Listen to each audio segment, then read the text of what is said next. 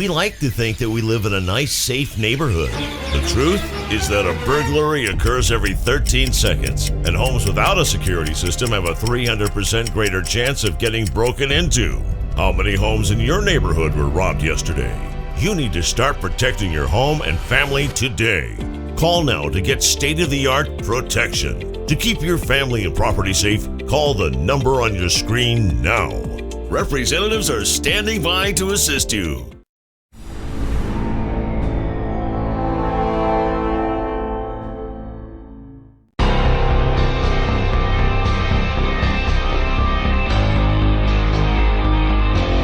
Turnpike Sports Book Report.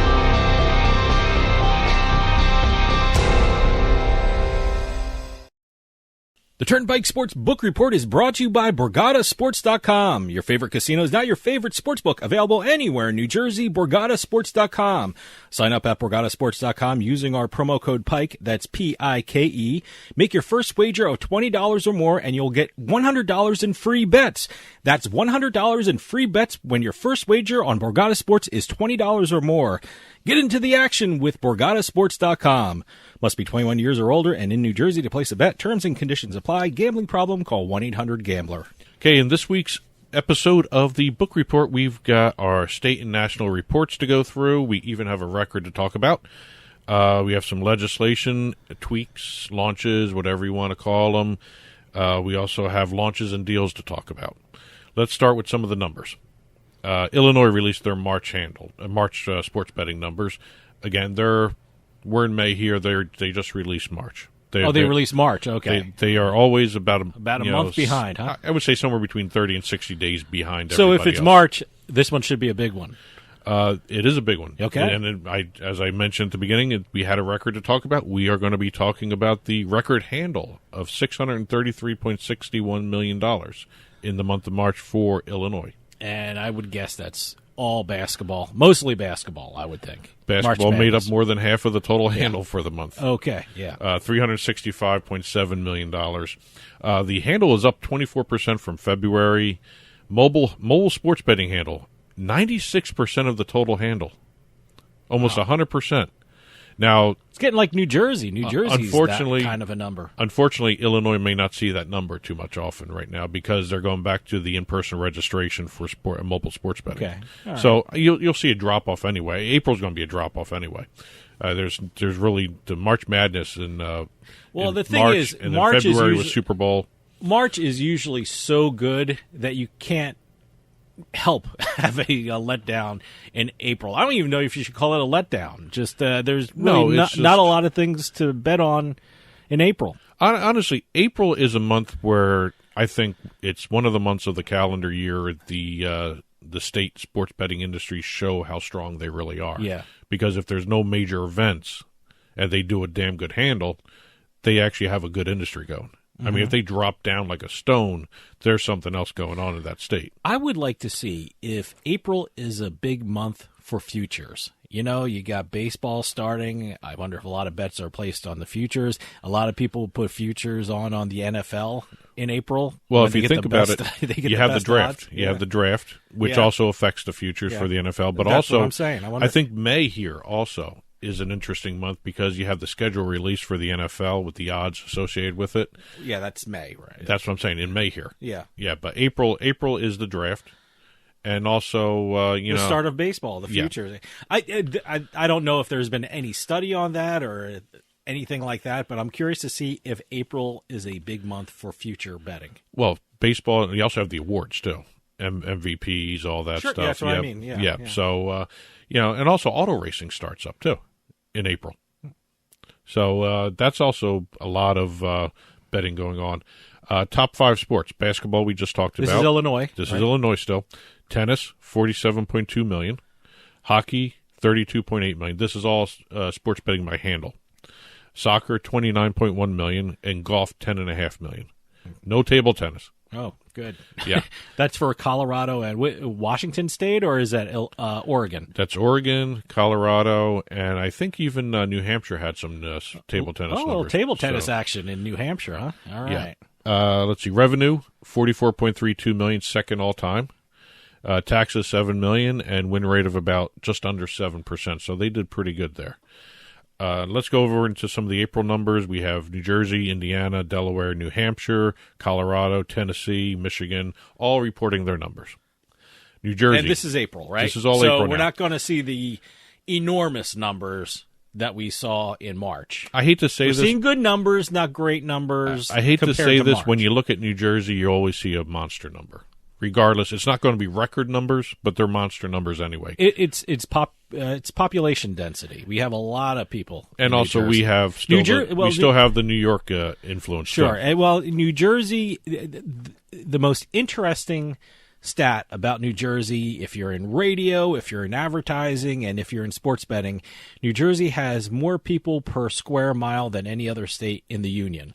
So, a 5,000 watt radio station will reach more people in New Jersey than it will in Nevada. So, but because there's more people. You just picked a state that's all desert. Well, course, yes. I'm just saying, I'm trying to tie it in with sports betting. So there's more people per square mile in New Jersey than any other state. That's why these numbers are big in New Jersey. Well, here, I'll set the stage here. The record handle for New Jersey happened in at the end of December 2020. Record handle $996.3 million. They just missed $1 billion in handle. April sports betting handle was $748 million, and there was nothing going on there. And they're saying that's a letdown. That's a letdown. Well, you get used to it. Compared to March, tell us what March's number. March was $859.6 million. That was pretty big. February was $743. January was $958.7. But you got to remember, January is affected by the Super Bowl. Sure. That's all. I would think Super there's Bowl more betting in the Super Bowl in January because the Super Bowl is February 3rd. You only got 3 days of betting on the Super Bowl in February, but you have a whole month in January. And you also got to look at and you got the playoff games. The playoff games are rabid sports fans right there for them. Speaking of playoffs, the hockey playoffs have started, and basketball starting up. I'm very, very interested in the the betting lines coming up. Well, online handle New Jersey. Like I just said, the total handle was $748 million. The online handle was $681.177 million. Okay, 91% of the overall handle. Still showing the mobile betting is the way to go for states who don't have legislation in place, don't have an industry launched yet. Mobile, you have to have. Mobile is so important to a state. There's nothing like betting laying on your couch. You're there, your phone's there, you throw a bet in when you're watching a game, and you know what that means? It means tax dollars for the state. Well, you know what's better than betting from your couch? Being able to sign up from your couch. Yeah, well, that's another thing where Indiana, Nevada, Illinois, and Nevada, you got to listen. You may want to drop that in-person registration. I hit on that before, but okay. Online... okay, gross revenue $54.8 million for the month. This is Jersey again. This is still Jersey. Year-to-date gross revenue $244.2 million. Year-to-date handle $3.31 billion. Billion with a B. Wow. Online handle year-to-date $3.04 billion. When New Jersey released their reports, they had the year-to-date top sports by handle. Basketball, $1.26 billion. Mm-hmm. The other category, which is it's a catch-all thing for like a lot of other different sports that are out there. They had $843 million. Parlays accounted for $735 million of the overall handle year to date. Football, $275 million so far. And year to date. And let me tell you something. In New Jersey, I think those numbers will be going higher if what I'm hearing happens, and that's with regard to the college and universities. I don't know if you're going to hit this at all, because I know that's been in the news. You're going to talk about the New Jersey college and university referendum. We talked about that last week. Okay, I didn't know if you were going to talk about it again this week. But no, just to refresh everyone's memory, in New Jersey, you are not allowed to bet on a college or university that is located in your state, the state of New Jersey, and also you cannot bet on a collegiate activity that occurs in the state of New Jersey, and it looks like that might be overturned. So, which I'm very curious to see how that affects the handle. Well, it'll go to a ballot. It'll go to a ballot. Yeah. So, if it goes to a ballot, then it's going to be overturned. Yeah. As far as individual properties, Resorts Digital led all casino sports betting revenue with almost $12 million for the month. This is Jersey, right? This is still Jersey. All right. Meadowlands led all racetrack sports betting revenue with $29.14 million for the month. Year to date, they brought in $134.4 million revenue. Taxes online generated $6.2 million, retail about $590,000. Year to date so far, the industry's brought in about $30 million in taxes. Great. Over in Indiana, I reported April handle. We're in April. $236.4 million, about 88.4% was online. Revenue of approximately $20 million. Top sports, again, basketball, $76.1 million. Parlay second with $60.44 million. DraftKings was the top online operator for the state of Indiana in the month of April, $79.3 million. That was down from $111 million in March. Again, March Madness. FanDuel was second, $67.1 million. And on the retail side, the Hollywood Lawrenceburg Casino, which is the closest casino to Cincinnati, Ohio, led the retail market with $8.4 million handle. Great. In the month of April. New Hampshire, the lottery reported that the sports betting handle year to date has exceeded $500 million. Wow, pretty good. I'm not year to date launch of sports betting in the state. Well, how? When did they launch? I don't even know. December 2019. Oh, okay. Yeah. All right. So So as of last month, they had 52,000 players registered, and more than 12.5 million bets were placed so far in New Hampshire. And one little note for New Hampshire, they have been averaging $10.1 million in sports wagering handle per week. Great. Colorado reported that they have passed the $2 billion mark, if I remember correctly here. I had that in the news, yeah. Yes. Aren't they like the fastest state to hit that? Yes, they are. Okay. Let's see. Gross gaming revenue for April, this is the unaudited handle, $245 million. Revenue, $18.3 million. Net revenue, $15 million. Let's see. Top sports for the first year in existence. Basketball, $435 million. Football, $383 million. NCAA basketball, they separated those two out. You know, the pro and NCAA and That's college. interesting, yeah. Okay. $193.889 million. All right. Baseball was fourth with $105 million, almost 106. And your favorite sport, table tennis. Wow. $91 million. They love it in Colorado. Hey, good for them. You good rabid table tennis fans. And Colorado ended its first year in operation with 20 online operators and 16 retail operations in the state. Great. Let's see. Going over to Tennessee. Tennessee reported an April handle of $172 million, making them, in the first 6 months, the quickest jurisdiction to reach the $1 billion milestone. Oh, okay. In the U.S. Boy, Tennessee and Colorado are really growing. Well, again, Tennessee is online only, and there's no in-person registration requirement. So, well, there's no retail. Well, you could set up something that could do you can have a gaming office set up for it, but it's all mobile and they are moving quick. And one side note regarding Tennessee, it looks like the Tennessee 24 Action. Tennessee Action 24/7 lawsuit is gone, done. Good. They're free and clear, moving ahead. On the national side, March handle now exceeds $4.6 billion for the month of March. That's a record. Wow. So a lot of good stuff going on in March and April. As always, Illinois kind of screws me up. I keep wanting to go March every time I start with them in March, the month before. Sure. Yeah. But April, March, good months. Recovery moving ahead pretty good according to the AGA. They released their numbers for the first quarter. Shows a total gross gaming revenue of $11.1 billion this year. And when you say AGA, it's the American Gaming Association. American Gaming Association. That's the gross gaming revenue. That's all gaming, not just sports betting. Okay. Sports betting did account for $961.1 million nationally gross gaming revenue. That's combined that with online gaming. Those two combined for about 16% of the overall gaming pie for quarter one. Couple launches to talk about. We have Simple Bet. Their specialty is the micro markets. Yeah. Okay. They are now working with Gambit, or Intralot, I should say. Intralot, which runs Gambit, and also the Montana sports betting industry.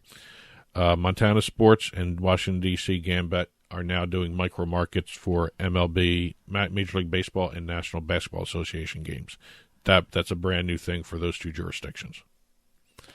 Fubo TV announced in their earnings call that they will be launching the Victory online sportsbook in the final quarter of this year.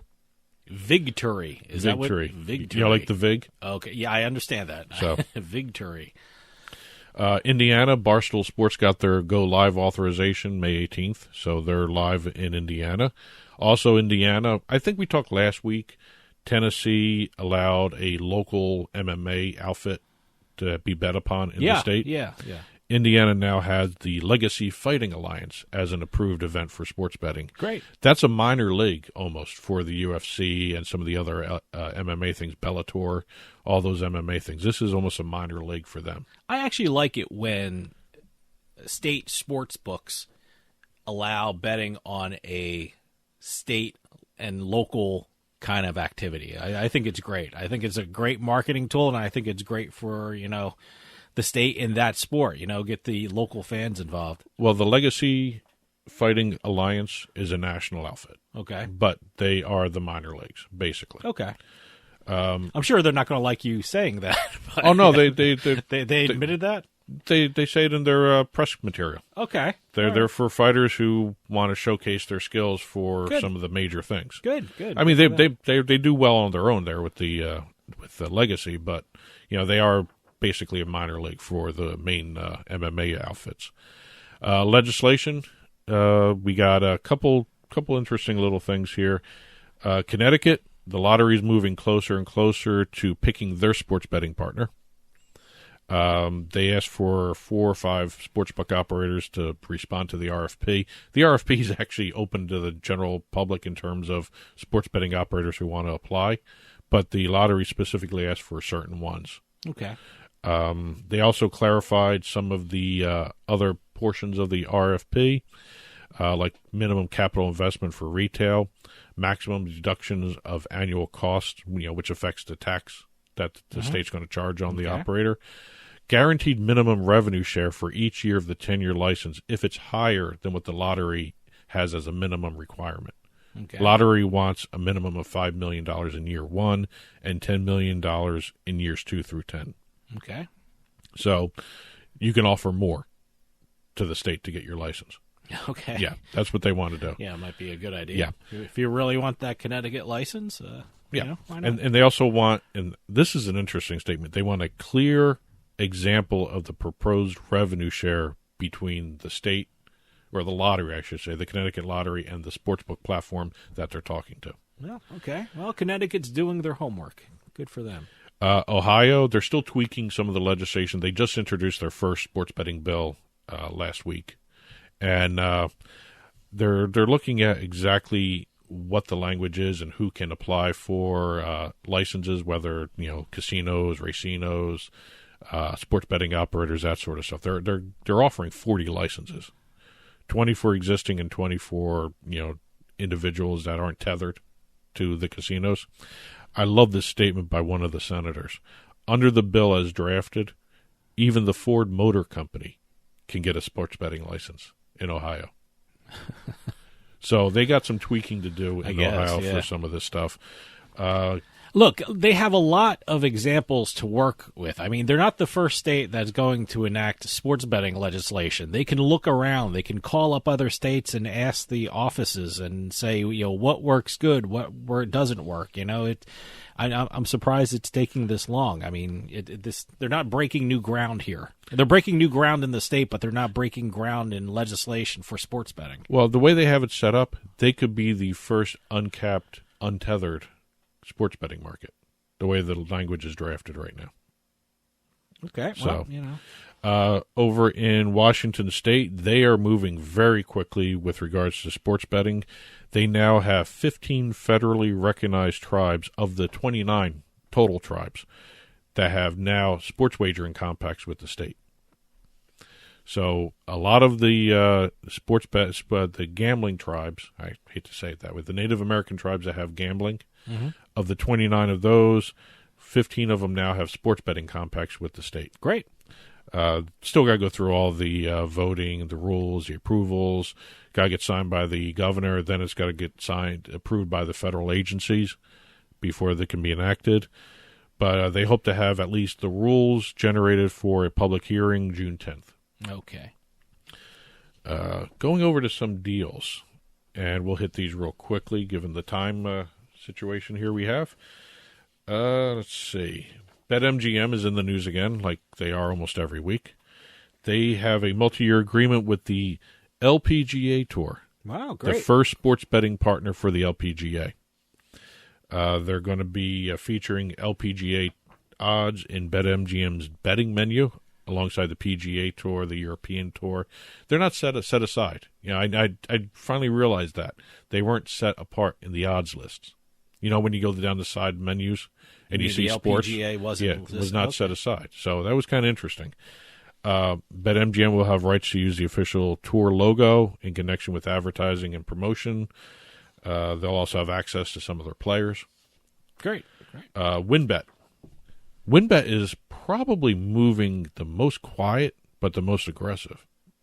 Because you don't hear too much about WinBet. I see a lot of their commercials in New Jersey. So, but you don't hear about them in the news too often. I don't hear a lot about, yeah. They are now, they just executed a multi-year marketing partnership with the Memphis Grizzlies in Tennessee. They just launched 2 weeks ago in Tennessee. They have a deal with the Grizzlies. They're going to be all across the Grizzlies' digital footprint. Wherever you see something by the Grizzlies online or, app-wise, you're going to see some WinBet stuff. They're also going to get a physical space at the FedEx Forum where the Grizzlies play. What do you mean? Are they going to have a lounge like a lot of the they don't know have? yet, but they are talking about a sports bar type design for this space. Doesn't have an opening date yet. They're planning to have. So they're in discussions right now. They're planning to have it open year round, not just on game days. A whole bunch of media attached to this. WinBet will be the presenting partner of the Chris Vernon Show, which is a daily sports show. Will be the presenting partner of the Odds Couple, another sports betting show. A great name. The Odds Couple. It's clever. It's a great name for a show. Let's see. And the Grizzlies mobile app now offers fans a free-to-play game function with the WinBet logo all over it. It's a free-to-play buzzer-beater picks in-app game for prizes and cool stuff like that. Great. Win Interactive, staying with Win, will be a independent company. They have just done a deal with a German company to create an independent public company called Win Interactive Limited. It's going to be trading under the ticker symbol WBET on the NASDAQ. And moving over to Sport Radar, real quickly, they signed a multi-year partnership with the Kyoto News Digital Association, the Japanese news agency. Oh, okay. So this news agency is going to be distributing their odds and stats and data, all that. And also, Sport Radar just secured a data and content agreement with the NBC Sports Regional Networks. So you're going to see Sport Radar helping enhance their broadcast with data, live odds, even some integrity stuff. That's sort of part of the deal. PointsBet did a deal with the Premier Turf Club in Oregon for online horse racing. As you know, PointsBet's now launching online casinos everywhere. They now have an online horse racing deal. And last but not least, Full House Resorts, in their earnings call, reported that 5 out of their 6 sports wagering skins are now up and running in Colorado. 6 will be coming soon. They're expecting a contractual minimum of $7 million a year from all these different skins. And the last skin, Smarkets in Indiana, will launch in the next few months. That's it for this week's book report. There are a lot of stories we did not hit. There was a lot of activity this week. head on over to turnpikesportsradio.com, click on the blog button. You'll see the print version of the Turnpike Sports Book Report there after the episode has posted. And that'll do it for us this week. We'll see you next time on the Turnpike.